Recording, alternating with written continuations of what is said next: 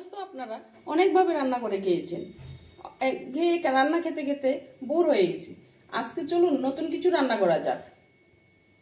Welcome to our channel. আপনারা দেখছেন রান্নার হাট। আজকের রেসিপি রুই মাছের ভাপা।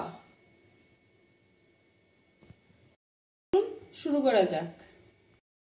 রুই মাছের ভাপা তৈরি করার জন্য আমি এখানে 4টা রুই মাছের পিস নিয়ে নিয়েছি। মাছটা একদম ফ্রেশ ছিল, তাই ভাবছি আজকে একটু ভাপাই করে নিই।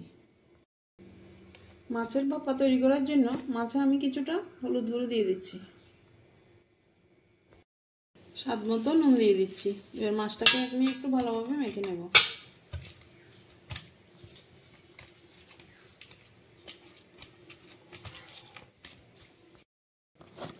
লঙ্কা গুঁড়ো দিয়ে দিচ্ছি, ধনে গুঁড়ো দিয়ে দিচ্ছি, জিরে গুঁড়ো দিয়ে দিচ্ছি।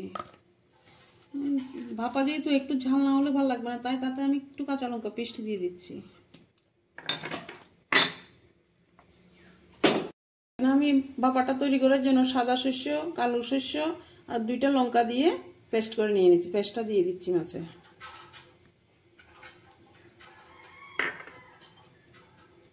আদা বাটা একটু দিয়ে দিচ্ছি, একটু রসুন বাটা দিয়ে দিচ্ছি,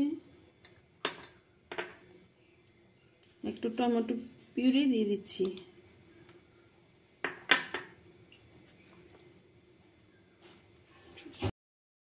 এবার খানিকটা সরষের তেল দিয়ে ভালোভাবে মাছটাকে ম্যারিনেট করে নেব।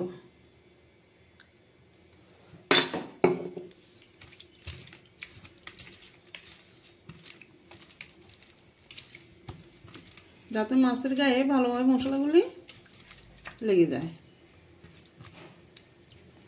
ভালোভাবে মশলাগুলি ঢুকে যায়। এভাবে মেখে আমি 10 থেকে 15 মিনিট রেস্টে রেখে দেব।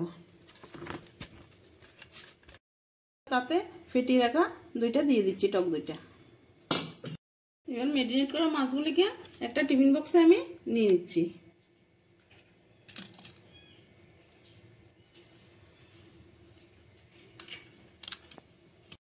সবগুলি মাছ মাখা ম্যারিনেট করে সব মশলা সুন্দরভাবে বক্সে নিয়ে নিচ্ছি। এবার তার উপর দিয়ে একটু সরষের তেল দিয়ে দেবো।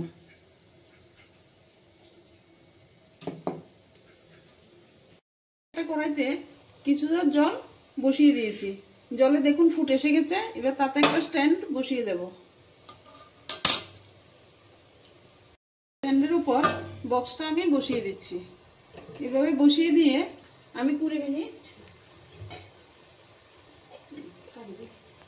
এবার আমি একটা ঢাকা দিয়ে 20 মিনিট রেখে দেব। প্রথমে গ্যাসের ফ্লেমটা বড় রাখবেন। 5 মিনিট পর এটা মাঝারি আছে দিয়ে দেবেন। মিনিট হয়ে গেল। এবার আমি ঢাকাটা উঠিয়ে নিচ্ছি। দেখুন কড়াইতে যে জল দিয়েছি আমি, ওই জলটাও শুকিয়ে গেছে। এবার আমি এটা গ্যাস অফ করে দেব। সাবধান, খালি হাতে কিন্তু ধরতে যাবেন না। এবার এটা নামিয়ে নেব। এভাবে 10 মিনিট রেখে দেবেন। 10 মিনিট পর ঠান্ডা হলে তারপর ঢাকাটা খুলবেন। 10 মিনিট হয়ে গেল। এবার আমি ঢাকাটা খুলে নিচ্ছি। বাহ, দেখুন কি সুন্দর কালার এসেছে। বৃষ্টির দিনে এই রেসিপি দিয়ে গরম গরম ভাত খেতে ভারী মজা হবে। একবার ট্রাই করে দেখবেন। খেয়ে কেমন লেগেছে আমাকে কমেন্টে জানাতে ভুলবেন না কিন্তু।